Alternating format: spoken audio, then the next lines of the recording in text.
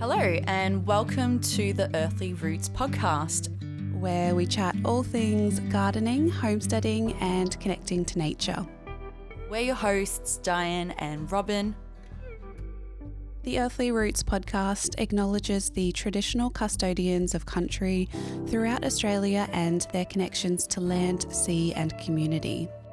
We pay our respects to their elders past and present and extend that respect to all Aboriginal and Torres Strait Islander peoples today.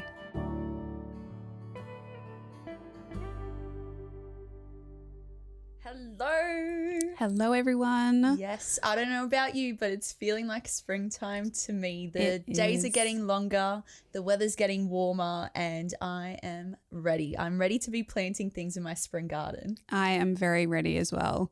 It's definitely looking like spring with all the flowers that are popping out, the daffodils, the jonquils. So much is happening in the garden. Yeah, especially in your garden. I just had a look outside then and it's so colourful. There's so much blooming and the bees look so happy. Yes, they have all woken up and they are out and partying. Partying, definitely, with all the buzzing going on. Exactly. So how has your spring garden been? What's been happening? Yeah, well, lots. We've still been expanding on the flower farm, so it's really picking up now, and I haven't really had a rest in a while in terms of all the seeds that I'm starting, because now is the time to be getting in a lot of your seeds, both flowers and veggies. So I have been sowing, I sowed my first tomato seeds the other day. That's exciting. Yep. I'm actually trying to grow some bigger tomatoes down here, like the beefsteak variety ones. I've never grown them before because in the subtropics we had like fruit fly and all of the different bugs that you can imagine. So they attack the tomatoes before you get a chance to harvest. Oh. Yeah. And it was just too hot for bigger tomatoes up there. I don't know. I just had no luck. So I'm excited to see if I can grow some bigger tomatoes and have lots of fresh tomatoes to eat. So No, I'm with you. I'm growing a few different varieties. Last year our big tomatoes actually did better than the cherries. So wow. I think you'll have a successful year. Yeah, nice. Sweet. Yeah. What about you? What's happening in your garden? I have also been planting seeds. I've got tomato seeds in, watermelon seeds. I think I've planted more seeds than we'll actually take. Yeah. Well. And so that makes me feel a bit nervous. Just too keen. Yes. I'm just getting too excited. I can't wait any longer. And then just prepping beds, getting the soil back to health, making sure that everything's loose and ready to take new life. But yeah, I'm so keen that I'm just hoping the frost doesn't come late in the season and just start killing things off as they come up, which could be a reality. Yeah. Have you had kind of later frosts, or is it usually, you've lived there for a few years, but is it kind of the same each year, or? Each year so far has been so different where we are. There were droughts for the last 7 years, and then last year was still really quite dry and hot during our summer season. And then this year was just completely opposite with just rains that were nonstop. It didn't feel like summer. So I can't exactly tell what is normal for our area, but I forgot the question. What is happening in your garden? Yeah, but I think that's okay. We like to have a bit of a waffle and a little bit of a discussion on this podcast. So off topic all the time, but nothing wrong with that. No. But yeah, I'm just looking forward to this year putting things into the ground and hopefully having a semi-normal, drier, but hopefully a few rains kind of summer season. Yeah, I'm hoping that I don't have to water too much because I don't have my irrigation set up yet, but I honestly haven't actually watered the garden so far. Wow. It's August and we've lived here since February. Wow. I actually haven't watered the garden. It's been that wet and there's still mud around. So, the plants seem really happy and I'm hoping that kind of continues for a while. But yeah, we'll see with all of this crazy weather that we've been having. Yeah, what happens next? How have you been combating the wetness in your garden? Building up usually. I love to use the ground that we have, the soil that we have, but often when you're growing on a larger scale, you really do need to kind of build up that organic matter. And so we've been raising our flower beds up like minimum 10, 15 centimeters or so that the roots aren't just completely saturated with the mud. So yeah, Have you got anything planted? Sorry, have you got anything planted that is better in that condition where it soaks up more of the moisture from the ground? Yeah, so lots of natives. So there's lots of different natives that really actually like swampy conditions, and you can just kind of like go down to your local swampy area if you have that, or wetland, or just do a bit of research. There's so many things like mat rushes, the grass kind of thing, leptospermums, they love water. Same with a lot of like bottle brush. So there's lots of natives that are, and tea tree is another one. I know you have a lot of tea tree. But Too much tea tree must be a very swampy area in our garden. Yeah. So yeah, there's lots of natives that they soak up the water, and the main thing is getting organic matter in the ground, getting those roots in to break up the soil so that the water can actually move through the land. Yeah. So yeah, it's been a lot of planting. Yeah, you've been so busy. I've been really impressed with all the work you've been putting into your flower garden. Yeah. All the soil you've been moving on your days off. Yeah, it's been a lot of work, a lot of workouts that I've been doing. But yeah, no, I'm excited and trying to keep it all kind of organic as well, which I think will be really interesting with after having all of this rain, what happens with bugs this season, particularly like some of the bugs that just live in the soil. And I mean, I don't know too much about bugs, but I do know that a lot of them, they, lay their eggs in different soil, and some of them really do depend on rain and water and wet years to be able to have larger populations. Yeah. So yeah, I don't know. I have a feeling we may have maybe more grasshoppers this year. I think grasshoppers are a good thing for the garden though. They tend to eat. Not for flowers though. No? Oh, okay. Not for like dahlias and other things. They tend to eat a lot of the petals, and they'll live in the petals. Wow. Which is fine if you're just using it for home because you can just pluck them out. But I don't really want to be selling a dahlia flower with a bug in it. Surprise. Yeah. That would be interesting for sure. Yeah. Do you know what their eggs look like? No idea. Okay. No. Because I bring that up because I literally found out that the seed that I thought was coming from the bird poo in our gardens, which is like I saw like all these orange little circles, and I just assumed they were seeds from the local birds. Cool. And then I was reading a story to my kids. I was reading Charlotte's Web in the class, and it came up and it was like, oh, the eggs from the potato bug were orange. And I was like, interesting. Those were the exact things that I thought were seeds in my garden bed. Oh, wow. So all of our potatoes actually had little holes in them. Oh, okay. Not all, some of them. Yeah, although the ones that you gave me didn't. Were good? Okay, well good. Then I picked some good ones for you. But some of ours had holes in them, and I think they were from this bug. And so now that I know those little orange things are not seeds, I'll be removing them. Yeah. But that's where if you know what the seeds are, not the seeds. If you know what the eggs look like, so you'll be able to hopefully eradicate that. Yeah, I'll have to see. It's all part of organic gardening. Yeah, I mean, you've got to learn what the bugs look like, the ones that are good and the ones that aren't. Yeah, and it'll change every year. So doing one thing one year, you might have to do the completely opposite the next. Yeah. And yeah, I feel like this is also the first year we're growing in this area, so we might have less bug pressure. I don't know. A few people say like the first time you grow, the less bugs you have until the bugs actually find all of the plants and can then lay their eggs in the soil and on the plants. Wow. And then the next year or the second year that you have worse bug pressure. So you say my garden this year is in for a feast? Potentially, but I don't think so. I think we'll be all right. We might have to share some veggies if that's the case. I hope you don't mind. No, that's okay. I do want to ask you about that. You've lived in 3 areas with 3 very different climates, haven't you? Yeah, like I've lived in the tropics and the subtropics, and I've also done lots of work up in Cape York, which is the definite tropics. Yeah. It's very hot, and it'll be I'm really new to this area, to having like a cooler winter and then a warmer summer. Yeah. Because we're here on the coast, it's not going to be too hot. But I'm not too sure if there's too much fruit fly around here yet. I know in Queensland it's really bad, and that's why everyone just recommends growing cherry tomatoes in Queensland because you'll actually get a harvest. Yeah, but I'm interested to see what I can grow down here with the bugs. But I think the bug pressure hasn't been too bad from my memory. I think definitely later into the season when it gets really hot, then things start to bolt, the bug pressure gets really high, the fruit flies come out, especially because I think by the end of summer, most of the fruit have dropped their fruit to the ground.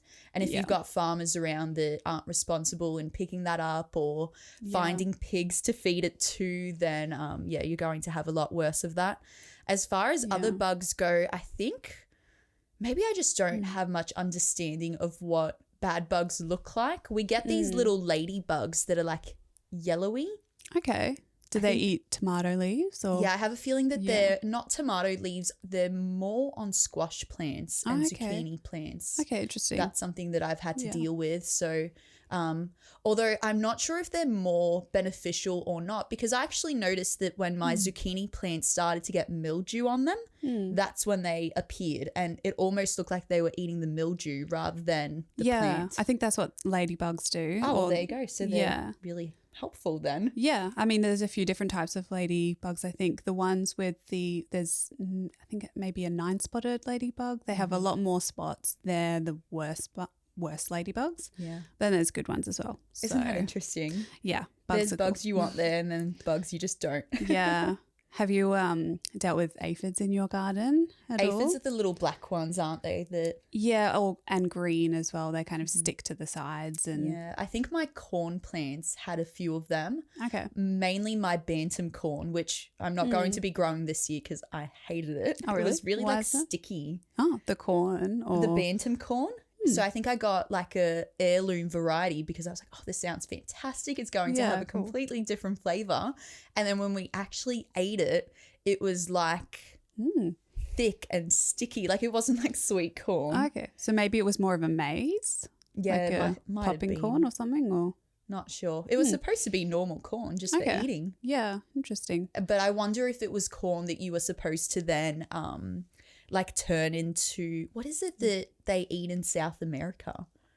Not sure. I can't remember. It doesn't matter. But yeah, the variety was just completely wrong. So I don't mind that the aphids attacked it. Yeah. But other than that, I think it was just aphids, slugs were difficult in our Good old slugs. gardens, and I think that's more so because of the logs. We have logs that line our garden beds, and so slugs love to hide in there. True. And then they come out at night time. Yeah.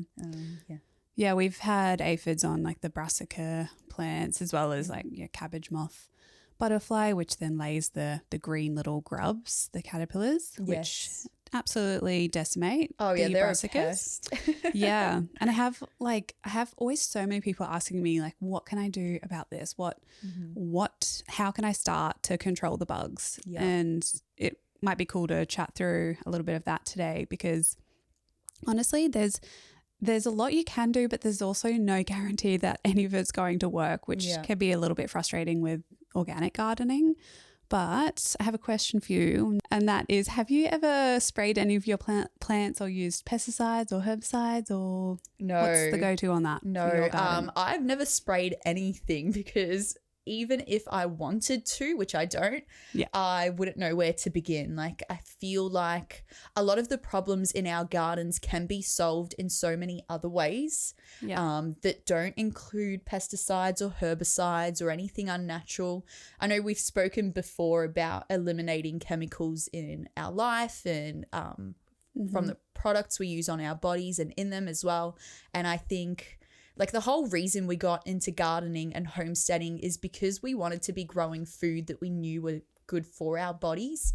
And so I feel like spraying pesticides or herbicides kind of defeats that. Yeah, fair enough. So a lot of the time, to control any issues that we might see in our garden, I feel like I'm just not experienced enough to know what it needs. And sometimes that can be an advantage. Yeah. Because I don't straight away go and grab something that someone has recommended and I know will be an easy fix. I instead let it play out in my garden. So let's say if there's aphids in the garden bed on the corn, I kind of see how it plays out and if another bug is going to come in and try to defend the corn from them, or if that plant is just my sacrificial plant so that the other ones can grow. Do you spray? I don't in my garden, but I mean, I do like regenerative work around with, you know, a part-time job that I do. And that is a situation where we do use some sprays basically to like more kind of spot sprays, or we'll use a bottle and spot it on like what a exactly trunk. is it? It's a good question. I am still new to learning it all, but I think it's glyphosate. Okay. Yeah. Even if you tell me, I'm not going to know what it is, so you could make it up. I think that's what it is, which is a big no-no. Like I know people are like, oh my gosh, In their own don't use that. gardens? Yeah. Yeah, but what's its purpose in what you are doing? Yeah, well, we kind of eradicate like weeds of national significance, which, you know, if you have a bunch of weeds on your property, you're obliged, you literally have to remove them and use the accepted methods in science to remove them. So we hand remove as much as we can, and then we usually cut a stump and then just spot treat the stump, and So that then kills the roots. again. Yeah. So this is things like for lantana, privet, other really horrible weeds that just take over. Blackberry as well. Yeah, that's the worst one to get rid of. It's so bad.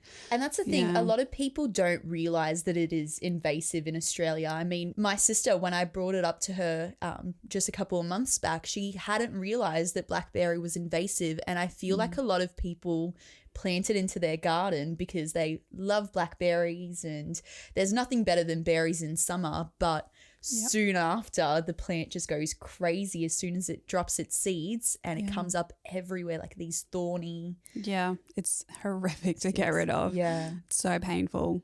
But yeah, that's a situation where like I don't like labeling things all the time as organic or not organic. It's just like the right thing to do because these weeds just choke your native waterways and honestly just lead to the destruction of habitat. So whatever you can do, like do it if you're working in this environment. But for home gardens where you have complete control of what you're planting, you know, the space where you have your veggies and flowers, I don't personally see a big need for spraying things to control for things like bugs or any pressure that you may have. It's not necessary. Like the natural world will eventually sort itself out.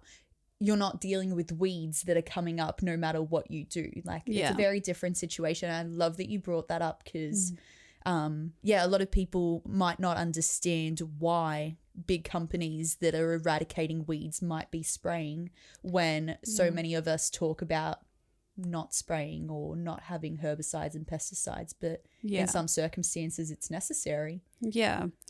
The only thing though, like, I mean, with this is not really for regen work, but for other farms, I do know of a lot of people who have had like the secondhand spray come onto their gardens. And that's where, you know, you really do, if you are spraying and if you have to spray or do whatever, just do it responsibly. Yeah, be mindful where it's going. Yeah, and certain times of the day, so either like, you know, late at night when the pollinators aren't out and when it's not a windy day as well. Or rainy. When it can wash into people's gardens. Yeah. Yeah, I know even in other gardens I've had where I know, you know, like neighbours and things have been spraying, I noticed a difference in some of my own plants because it was on a slope and I felt like some of this, you know, pesticides and herbicides were washing into my garden. And yeah, it's really noticeable when you do use it. So just use it responsibly if you have to. We're probably not the best to recommend what to use because we don't really use them, but avoid where you can, really. Because I feel you, and it is devastating when neighbors use pesticides. I actually did have an experience where our neighbor had just moved in across the road from us, and we were out gardening. We were tending to the pigs back then, so this was last springtime, I think. and they started spraying around their property, like all the young trees. And then they came across, and I think they must have had some left over. So they actually started spraying on our front yard. Yikes. And I literally ran up the road yelling like, excuse me, please don't spray here. We don't want that. Because we have bees. Yeah. I mean, true. we Honeybees. literally have pollinators, and spraying around where we're growing, not only are our chickens grazing on that, our pigs, our dogs, our sheep, they're all grazing on that residue of whatever's getting washed down. And we're on a slope. So anything, as you said, that happens up the top of the slope naturally will come down, especially if it's fresh. And this was the day before it rained.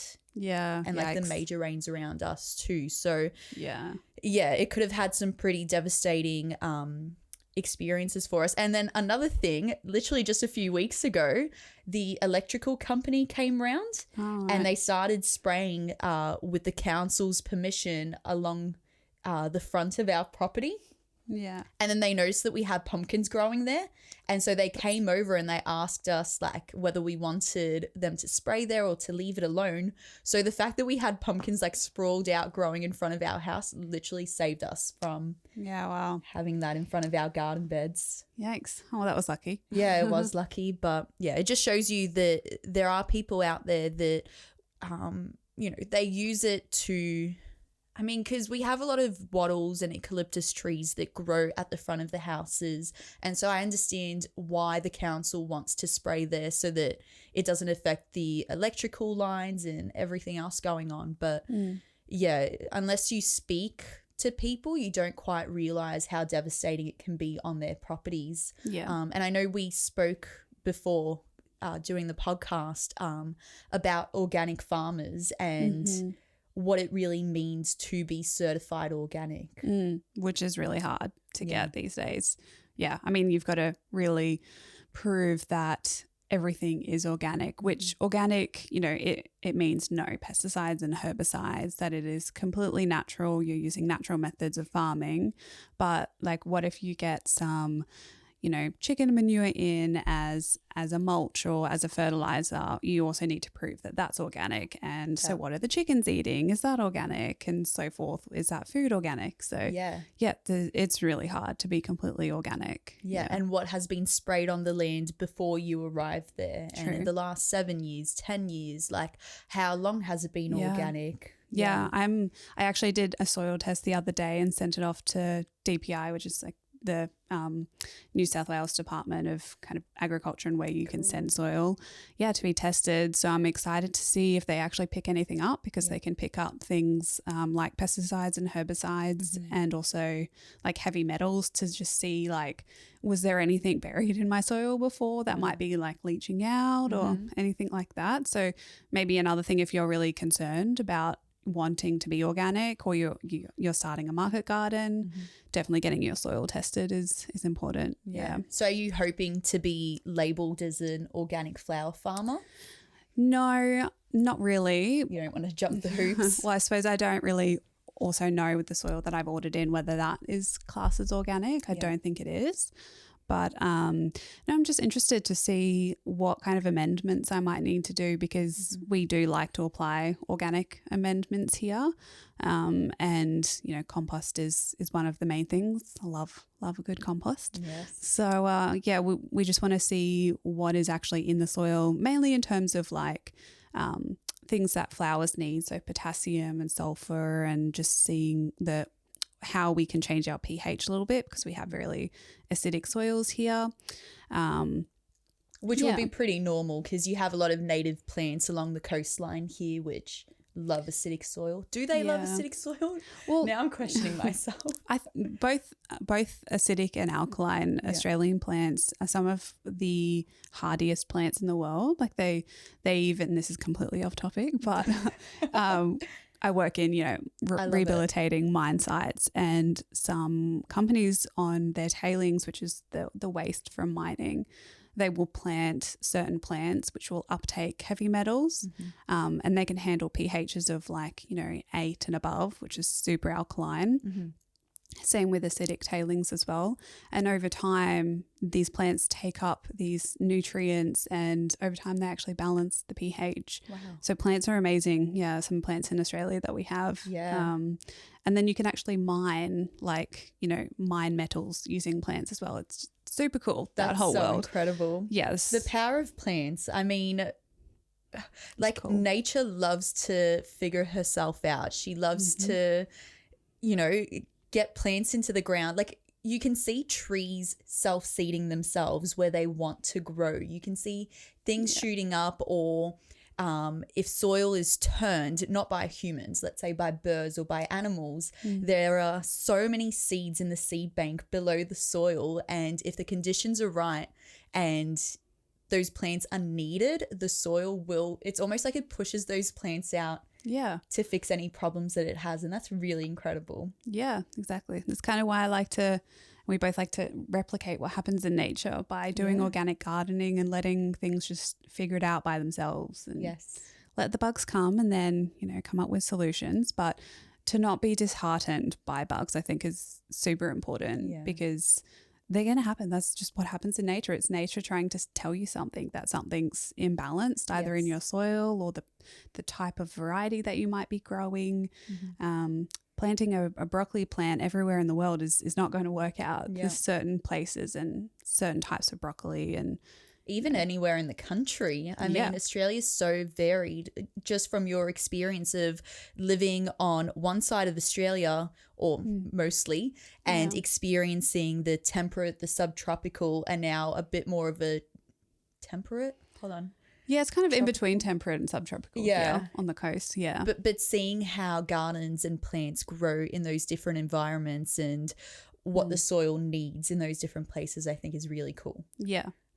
I lost my train of thought. But so what kind of things do you do in your garden to stay organic? Like what do you add? You mentioned soil health before. How do you keep your compost, your soil healthy? What kind of things might you be adding to stop you from having to use pesticides or sprays?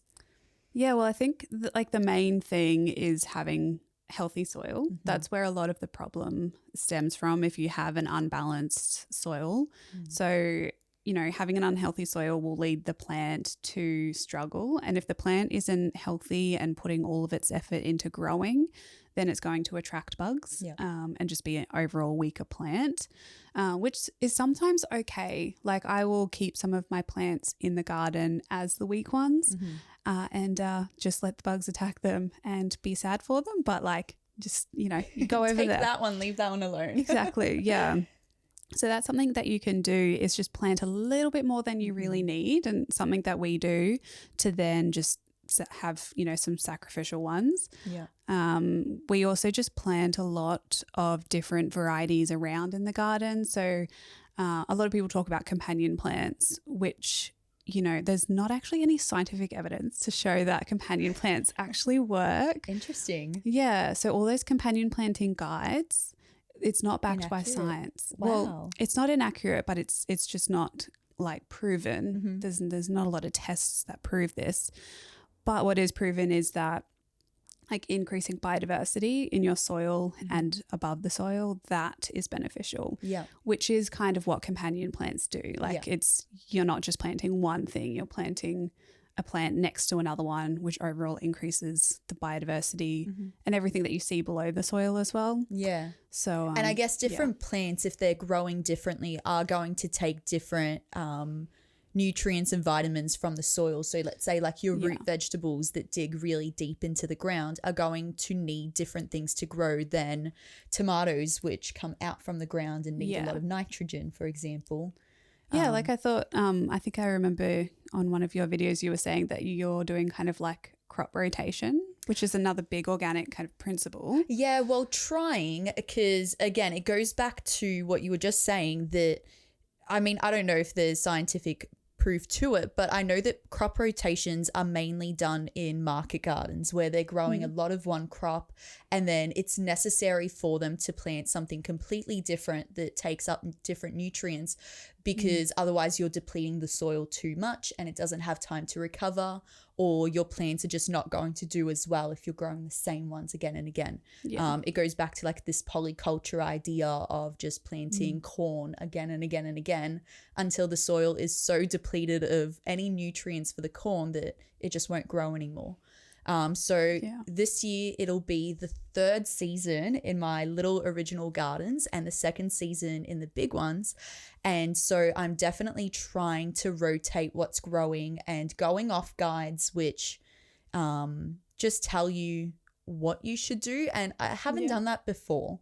So I'm curious to see if by planting, let's say, peas and then planting tomatoes next, or after broccoli planting more root vegetables, if they do a lot better than if I had planted a different variety of vegetable. I think there is a little bit more science to that, to crop rotation. So things like peas and beans, they will fix nitrogen back in, and also change like the nematodes and things that are in the soil. What's that? They're the tiny microscopic creatures that basically, I think they just eat bacteria and things like that, and there's good and bad, and they all work together basically. But if you can have an imbalance of those, and they feed off a lot of what is produced by the roots of plants, so that's why adding different types of roots into the soil is important. It's really good. Yeah. So cool, the science of what roots can do and the interactions that happen below the soil. Yeah. We could do a whole episode on soil really. But I would love that. I feel like I really want to pick your brain just every time you, because you nerd out a bit and you add in like, and I love it. I wish you really did it more. Yeah, I love a bit of soil science. Yeah. Yeah. So what components make a healthy soil? Like, well, it also depends on what you're trying to grow. Yeah. But usually for like veggies, one of the first things that you can look at is pH. So you can get really cheap tests from Bunnings like for $25, and they do a good job that measure the pH, and you want to have it, you know, anywhere between 6 and 8 is okay. So that's neutral, and that's, you know, what water is basically, what we drink. To say that. Yeah. So that's kind of the first thing that you want to look at, and then the other main ones are nitrogen and potassium. They're also important for plants to grow. There was another one as well that I lost my train of thought, but another thing is just like knowing your clay content as well, whether you have clay, sandy soils, knowing your soil type. Which is, there's actually a really easy test for that. You literally just take your soil with some water, shake it in a jar, and then it separates. Have you done that before? You don't eat it? No, you don't need it. Okay. Is that how you do it? Yeah, actually, I know some scientists I used to work with, and how they would determine like the sand content, they would literally just put a little bit in their mouth. And you can feel like how gritty it is. Interesting. Yeah, that's what soil scientists do. I'd love to see you try show me that. I'll be right. That's really cool. Yeah. Yeah, I feel like I'm still going to be shaking a jar, and I'm really curious to actually do that to my soil just to really know what's happening, and do a pH test as well, and because I've never done that before in my garden, and it's something I've wanted to trial because I could possibly be planting vegetables into a garden that is way too acidic or way too alkaline or completely the wrong conditions for the vegetables, and then be blaming the bugs and everything else going on, as opposed to just being like, hey, did I actually look at the soil first, which is the most important part of it all. Yeah, I wish it was as simple as just like adding compost and then being like fixing it all. But same. But it's all because, I mean, if you have a certain pH, like nutrients literally just can't be uptaken by plants. Phosphorus as well, that was the other one that's important. They can't uptake nutrients if it's too high or too low. So getting pH right at the start is probably the best thing that you can do. I wonder if like the moment you figure out your soil and you get it down to a T and it's 100% perfect for every vegetable you grow, whether that's like the moment you've made it as a gardener. Probably.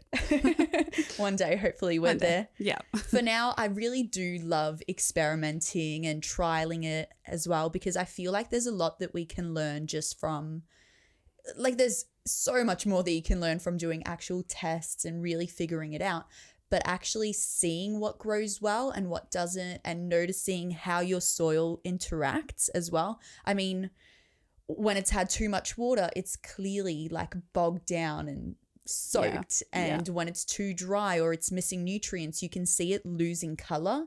And I think as a beginning gardener, that's really important. Like, those are important things to notice and see, because it gives you that first understanding of, oh, I think something's wrong. Yeah. What can I do next? Yeah, exactly. Yeah. And I just wanted to mention this as well.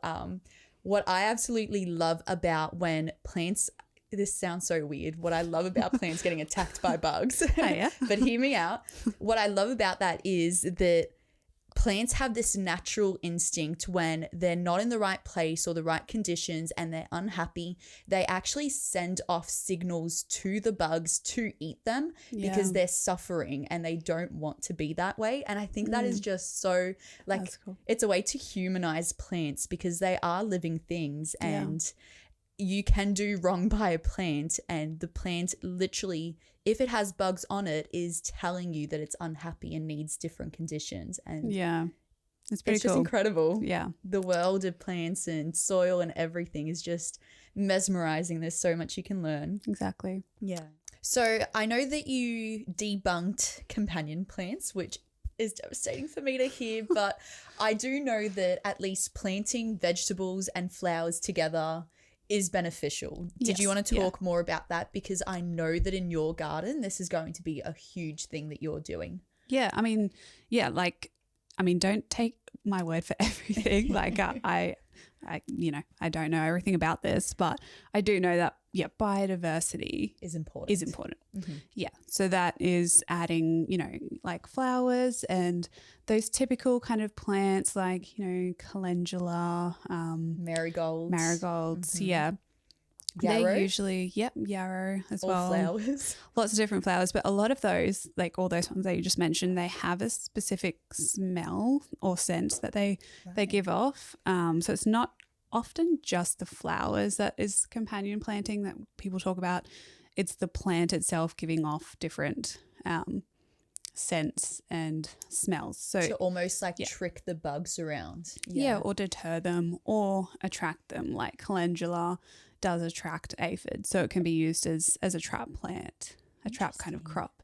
Yeah, so that's why you plant it throughout the garden, and it can work to have the aphids come to that rather than going to your other plants. Mm-hmm. So, it technically it's kind of, I wouldn't say companion. Companion kind of means like two plants are in love with each other kind of thing. That's what companion means. And it's not always the case because, there's just no proven thing about this. Do you have any that, I mean, we've gone off topic from my question, but that's okay because I love it. No, it's good. I like it. You're like tearing me down and it's good. Sorry. No, but it's good because that's the thing. A lot of the time, and I hope that I'm not the only person out there that does this, you hear one thing and you think it's the right way to go and you go for it without really questioning it or researching into it too deeply unless someone stops and goes, hey, you know that's not actually true.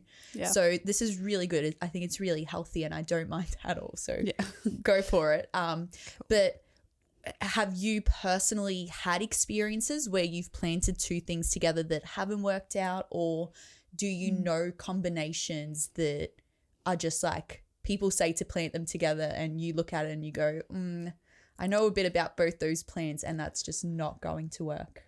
Yeah, I honestly have never had that problem. Like I have done things like plant things where they're not supposed to and it's been completely fine. Yeah. So I think it's really, like, again, we're such a big country. It's the world is completely different in every climate. So it's all about knowing your microclimate as well, and what might work for someone doesn't work for someone else. Yeah. So I would just be cautious by looking at a lot of these guides. Try it out by all means, but don't plant something expecting that it's going to be beneficial or Yeah. expecting that something is going to fail. Like if it says don't plant next to each other, maybe don't if you don't have to, but try it and see if it works. Tell you what I would love to do, plant a garden completely wrong. Yeah. Like all the plants they say not to plant together Yeah. and just see what happens. Yeah. Try it out. Maybe I'll write a research paper and there'll be some proof. Prove them wrong. Do some community citizen science. Yeah. But yeah, I think a lot of things like there's obviously things to not plant together in terms of like how big they grow and size. Also, the complexity of root systems is important to take into account. Like I probably wouldn't plant like carrots and potatoes next to something which has a really like complex root structure, like a like a shrub or a rose or something like that, where the roots are going to impact the carrots growing. Yeah, you'll have carrots going in all kinds of directions. Yeah, there's like, I think just like applying some common sense to it is important, and not like, using these guides as like gospel. Like it's definitely going to work because it might absolutely do nothing. But usually these companion planting guides will just mean that you're increasing biodiversity. Yeah. And that's the main thing because that's where we're struggling in this world with pollinator biodiversity and soil biodiversity. So just adding like little plants here and there is going to be beneficial for your garden and just confuse a bug which is coming in, wanting to do its thing, not knowing what to do. Yeah. Guide it into the right place. I really love knowing that calendula flowers are your sacrificial plants. Like you are planting them into the garden probably to get a harvest from them to make some salve or have them beautiful in your house, but that they're also going to be there to deter bugs from your flowers, from your broccoli. But I have found that as far as brassicas go, as soon as summer comes, they're hopeless. Like there's just no way to grow them around us. Yeah, we're just too warm here. But other climates, like summer is when you grow them in the really cool areas. Yeah, down towards Victoria and Tassie. Yeah, so there's lots about different methods and ways you can do organic gardening. And I mean, there are also some sprays which say they're organic as well. Have you had any experience with those? Or? I don't think I have. Like I said, I'm very frugal. Well, no, I haven't said this, but I'm very frugal in the garden and in all aspects of my life. So I tend to, if I don't have to buy something to add it onto my garden, I won't. So a lot of the time I'll research like what kind of plants or veggies or waste products from my house can I add into my garden. And I think this would be a cool one to talk about as well. But oftentimes we as gardeners will prepare our garden beds before spring and summertime. Let's say over autumn and winter time, we add a lot of like animal manure, so chicken and sheep droppings, and then we add a lot of wood chips and hay and things that will naturally break down with the rains over the cooler weather. And then come springtime and summertime, there'll be heaps of nutrition back into the soil that wasn't there before. But then when the growing season actually does start, you can't be adding chicken manure because it's just so hot and full of nitrogen, and a lot of the time it'll burn seedlings and young plants. So you have to come up with other methods and things that you can add into the garden. So what do you maybe add at the start of the season? So winter, autumn time, and then how does that compare to what you're adding to your garden to give back to it throughout the growing season? Yeah. Well, I mean, coming back to pH again, we add some lime into the soil, so that raises pH. It's just kind of a naturally forming, like kind of chalky material. Like a rock. That you can add, and that is an organic amendment. There are some that have different additives and ingredients, but just go for like the most simple as possible. We also add homemade compost, which is naturally kind of balanced in its pH after it's been sitting for a long time. But we mainly use things like for fertilizers, worm castings. So we have quite a few worm farms, and then worm farm tea as well. So we use that both when we're watering plants, but also as a spray on the leaves, because plants can take in nutrients, or some plants can take in nutrients from their leaves as well as in their roots. So that can help prevent from bugs damaging the leaves if the leaves are also healthy.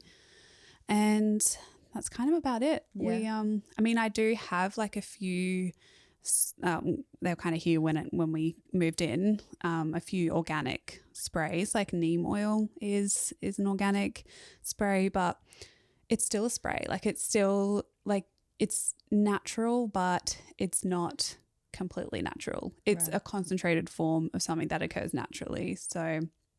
So you wouldn't oftentimes find it in these garden beds or in this environment. Yeah. But it is natural where it comes from. Is that what you mean? Yeah, so it comes from plants. So neem oil it comes from plants, and also plants like feverfew and some other aster daisies, I think. There are a few different daisies. They have pyrethrum in them, which is often used in sprays, like organic sprays. But it's just a more concentrated form. So you can either plant the plant and then, have these around your garden, which is naturally giving off these scents, which can confuse bugs, or you can get the spray version. But getting the spray version, even if it's organic, is going to impact pollinators. Yeah. It'll still kill them. So you just want to be mindful with, organic sprays. Yeah. And, that was a little off topic, but No, it wasn't. That was really good.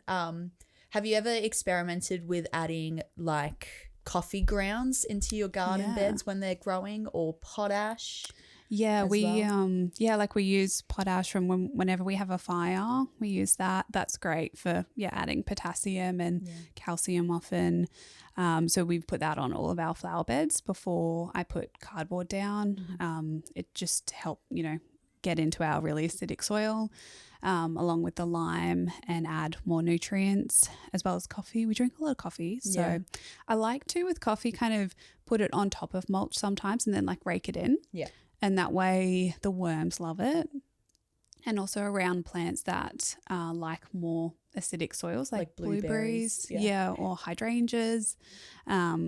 Adding it around them. Potatoes as well, apparently they like it. I think. Cool. I actually always get it wrong every time, because I go out into my garden with all of our coffee grounds as well as all of the potash from our fireplace, and then I have to like figure out which plant likes what and put the right thing there. I feel like potatoes potash would be good. Okay, so maybe same with tomatoes. Tomatoes around when the flowers come out, adding potash is a good idea, because the flowers, it just increases the flowers and the fruit growth.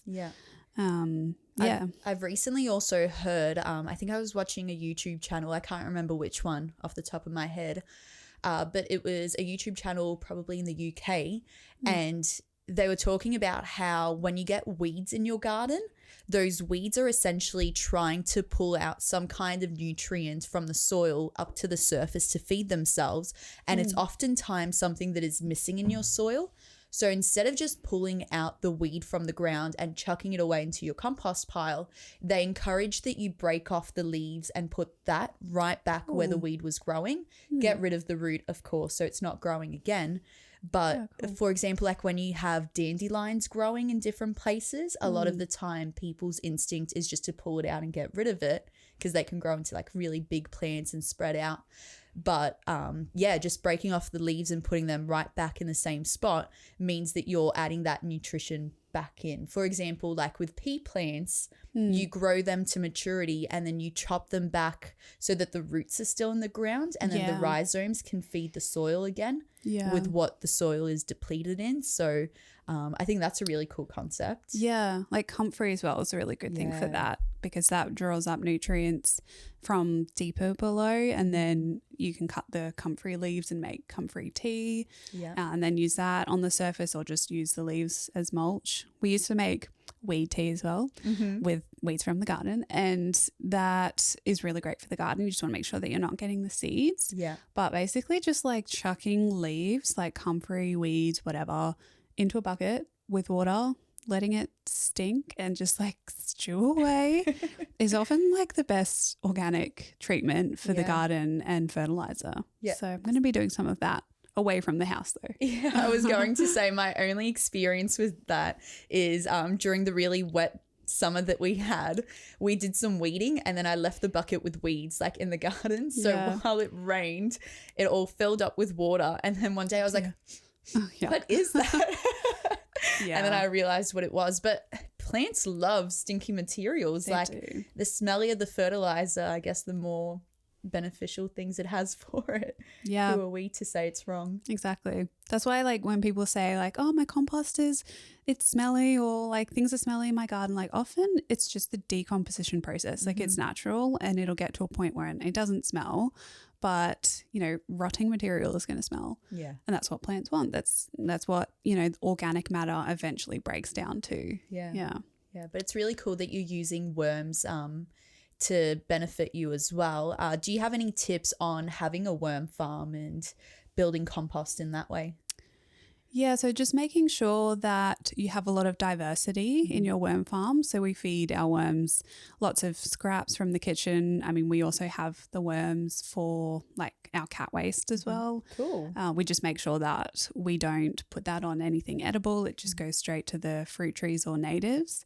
And we're really careful about that just in case we do have any contaminants or anything like that. But other things you can add in if your worm farm starts to smell a bit, which is something that people often complain about, is just adding more carbon. So like cardboard, toilet rolls, sugarcane mulch is a fantastic additive because it just fluffs up the material and allows the worms to move through everything a bit easier. Eggshells, drying them and crushing them first, like blitzing them up is really good, and that adds calcium. Yeah, that's pretty much what we feed them. Yeah, eggshells are really great for the garden as well. I don't know do you use them from all of your eggs that you get? They're in our compost pile. I do really want to be I keep doing that. I really do want to be grinding them up and giving them to the chickens more so because it gives them calcium to then lay better eggs. But really, we're quite terrible with our food waste in a way because we kind of just throw it into the compost pile instead of thinking of what's the best way to use it.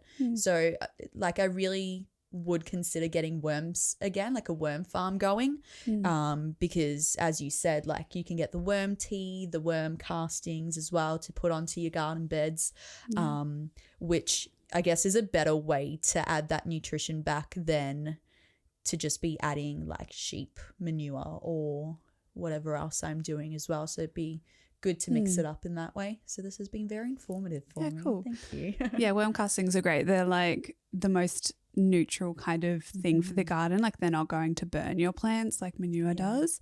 It's just the best stuff. Yeah. I love worms. And worms are incredible too. I'm just always conscious of the fact that it's such a small space that they're in. Like I know you can get many layers and get your worms to go up, but I guess I've only ever had a worm farm living in the suburbs. And so we weren't creating enough waste to put in there, or we were creating too much food waste and then we didn't have another place to put it.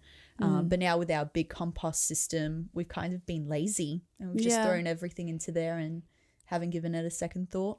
Yeah, no, whatever works. I mean, big compost bays are amazing. I definitely need to set one up. Just having like multiple different composting systems or worm farms or whatever is great because then you've just got, you know, the whole spectrum and you're breaking down the waste and creating gold for the garden, which is our goal. Which we've been terrible at actually turning our compost pile this season. Oh, same. Yeah. Okay, good. We just haven't been as motivated. I think last time we had our pigs during this time, we had them over winter. And so there was all the bedding from the pigs that we could use in the compost, which then made it work so quickly, like it decomposed so fast. While this season we haven't had that. So it's just a little bit more slow going, but hey. It'll work out. It always does. Yeah. Compost just works itself out. It's all natural and I mean, it might take a bit longer, but I find like the slower compost actually works better for my garden. Why is that?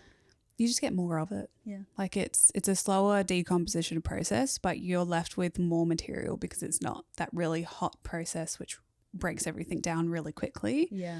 Just do it over time and then you get more worm castings in it because the worms can move through it. They've had more time to get through it. Yeah. Yeah. Worms are so incredible. Yeah, I love love watching good worms. videos of worms just like eating through an Yeah, those area. YouTube videos of them, like a time lapse. Yeah. So cool. Moving from one side to the other. Yeah. I love that. That's cool. All right, well, what do you think? Should we wrap it up or?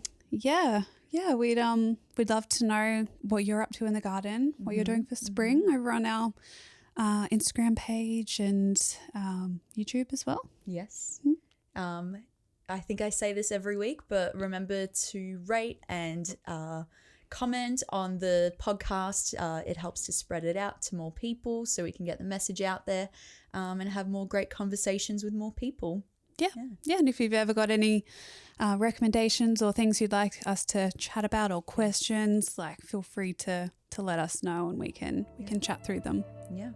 All right, well, with that, catch you guys later. See you later. Bye.